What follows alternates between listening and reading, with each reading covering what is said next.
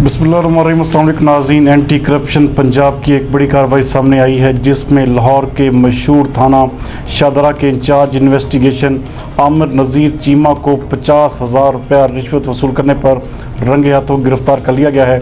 हमारे नुमाइंदा खसूसी अहमद बिलाल बलोच के मुताबिक इस हवाले से बात करते हुए DG anti corruption Punjab Gohar Nafees का कहना था कि SHO इन्वेस्टिगेशन थाना शाहदरा लाहौर आमिर नज़ीर चीमा ने कत्ल के मुलज़मों को पकड़ने के लिए शिकायत कनिंदा खलील भट्टी से 50,000 रुपया रिश्वत वसूल की।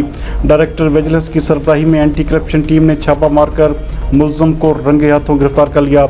शिकायत कुनिंदा ने बताया कि आमिर चीमा ने मुलज़मान को पकड़ने के लिए 55,000 रुपया पहले भी रिश्वत ली थी। इस हवाले से बात करते हुए DG anti corruption Gauhar Nafees का मजीद कहना था कि आमिर चीमा ने शिकायत कनिंदा से 2 लाख रुपए बतौर रिश्वत तलब किए थे। मुलज़म के खिलाफ पर्चा दर्ज करके हवालात में बंद कर दिया गया है। डीजी गौहर नफीस का मजीद कहना था कि मुलज़म को आज जुडिशल रिमांड के लिए अदालत में पेश किया जाएगा, जबकि करप्ट अनासर के खिलाफ बिला इम्तियाज़ कार्रवाइयों का सिलसिला जारी रहेगा।